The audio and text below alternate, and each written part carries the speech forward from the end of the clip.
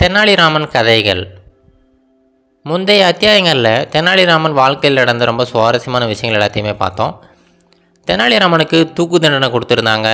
அந்த மரண தண்டனையிலேருந்து எப்படி அவர் தப்பிச்சவர் கொஞ்ச காலம் ஆவியாக சுற்றிக்கிட்டு இருந்தார். எல்லாருமே பயமுறுத்திக்கிட்டு இருந்தார். அதுக்கப்புறம் எப்படியோ ஒரு வழியாக மறுபடியும் அரண்மனைக்குள்ளே நுழைஞ்சிட்டார். மன்னருமே தெனாலிராமன் செஞ்ச எல்லா தவறுகளையுமே மன்னித்து அவரை அரசவையில் ஏற்றுக்கிட்டார். இப்போ எப்பவும் போல் தெனாலிராமன் அரசவையில் அவருடைய பணியை செஞ்சுக்கிட்டு இருந்தார். இது அத்தியாயம் 10. தெனாலிராமனுக்கு மீண்டும் மரண தண்டனை.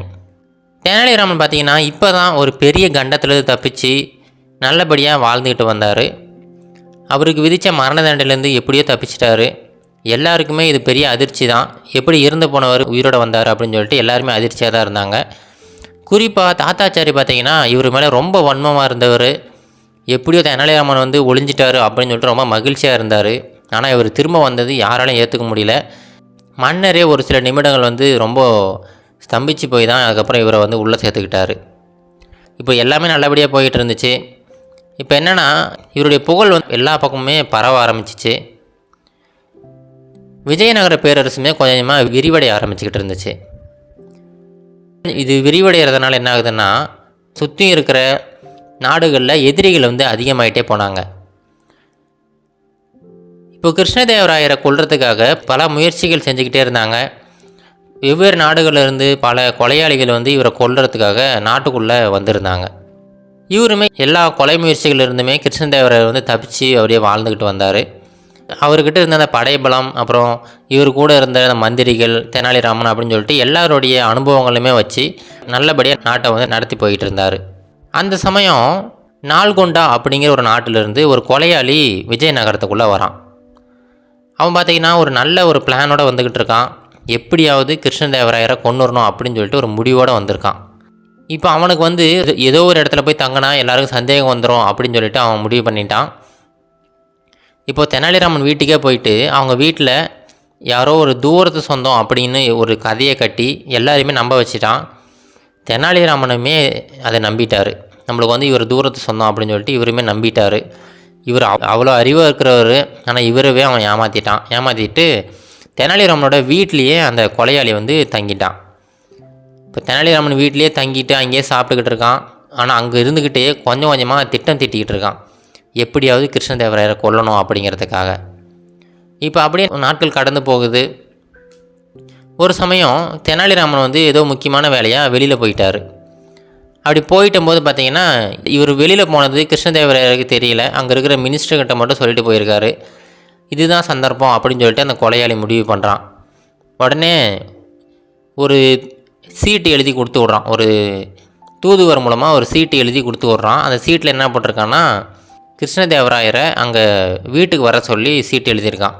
ஒரு முக்கியமான செய்தி, அதை அரசவையில் சொல்ல முடியாது, நீங்கள் எங்களுடைய வீட்டுக்கு விருந்து சாப்பிட வாங்க, மதிய உணவு சாப்பிட வாங்க, அந்த டைமில் நம்ம இதை பேசி டிஸ்கஸ் பண்ணிக்கலாம் அப்படின்னு சொல்லிட்டு எழுதியிருக்கான். இதை கிருஷ்ணதேவராயரை பார்த்துட்டு சரி இது ரொம்ப முக்கியமான விஷயம் போல், ஏன்னா இது வரைக்கும் எப்போவுமே தெனாலிராமன் அவரோட வீட்டுக்கு கூப்பிட்டதே கிடையாது. சரி, முறையாக தெனாலிராமன் கூப்பிட்றாரு.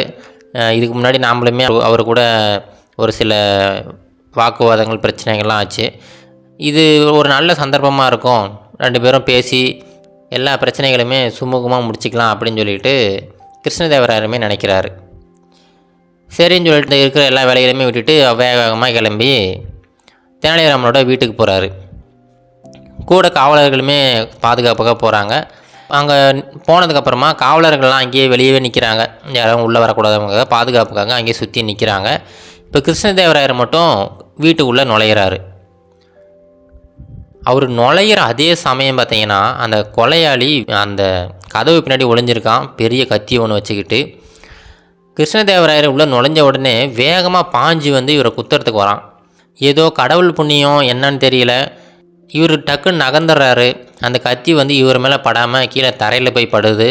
உடனே வெளியில் இருக்கிற காவலர்கள்லாம் வேகமாக உள்ளே இந்த கொலையாளியை பிடிச்சி அவரை கைது பண்ணி இழுத்துட்டு போகிறாங்க.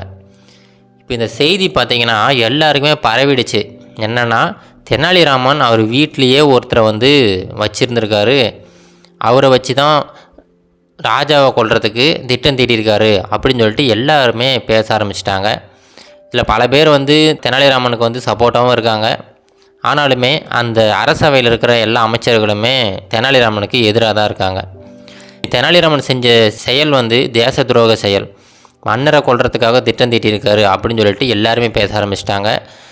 இதுதான் சந்தர்ப்பம் அப்படின்னு சொல்லிட்டு ராஜகுருவுமே உள்ளே நுழைஞ்சி, இது வந்து தேச துரோக வழக்கு, இதை வந்து தனியாக விசாரித்து இவருக்கு தண்டனை கொடுக்கணும் அப்படின்னு சொல்லிட்டு அவர் பங்குக்கு அவருமே பேச ஆரம்பிச்சிட்டாரு. இப்போ எல்லா வாதங்களுமே தெனாலிராமனுக்கு எதிராக இருக்குது. நீதிமன்றத்தில் எல்லாருமே பேசுகிறாங்க. இப்போது நீதிமன்றத்தில் தெனாலிராமனுமே ஒரு குற்றவாளியாக நிற்க வச்சுருக்காங்க. இப்போ இவர்கிட்ட விசாரிக்கிறாங்க. இப்போ தெனாலிராமனால் எதுவுமே இவரை காப்பாற்றிக்கிறதுக்காக எதுவுமே சொல்ல முடியல. ஏன்னா ரொம்ப நாளாக அந்த கொலையாளி வந்து இவர் வீட்டில் தான் தங்கியிருக்கான். இவர் வந்து அவரை தூரத்து சொந்தம் நினச்சா தங்க வச்சுருந்துருக்காரு. ஆனால் அவரோட திட்டம் இவருக்கு தெரியாது. இதை சொன்னாலுமே யாருமே நம்ப மாட்டேங்கிறாங்க. கடைசியாக நீதிபதி வந்து இவருக்கு மரண தண்டனை விதிச்சிடுறாரு. ஏன்னா இது வந்து மன்னரை கொல்றதுக்காக போட்ட சதி திட்டம். இந்த திட்டத்தில் தெரிஞ்சோ தெரியாமலோ தெனாலிராமனுமே சம்மந்தப்பட்டிருக்காரு.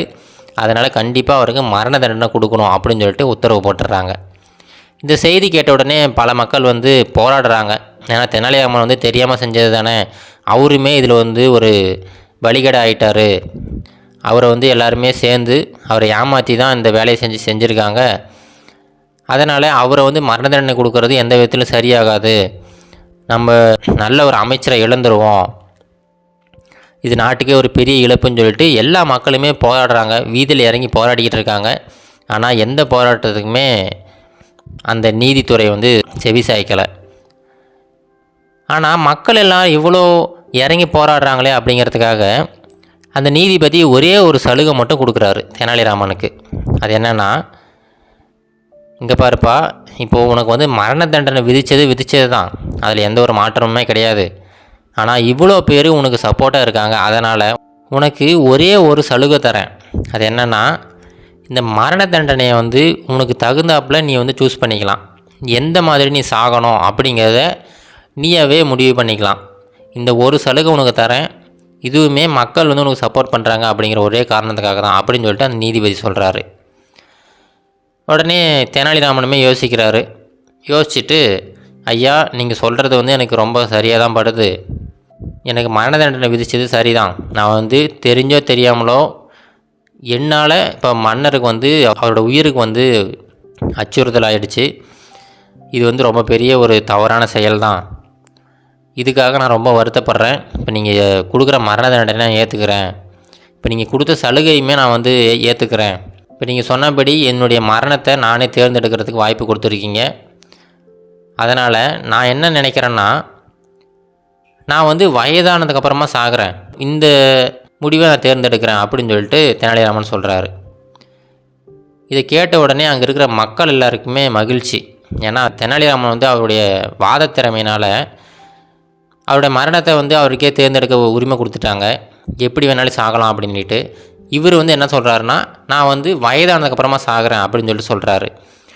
இவர் சொன்ன இந்த இதை வந்து அவங்க ஏற்றுக்கிட்டு தான் ஆகணும். ஏன்னா அந்த நீதிபதியை வந்து இந்த சலுகை கொடுத்துருக்காரு.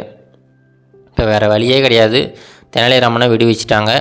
அவர் வயதானதுக்கப்புறமா அவராகவே செத்து போயிடுவார் அப்படிங்கிற அந்த நீதிபதி எழுதுகிற அந்த சாசனத்தில் எழுதிடுறாரு.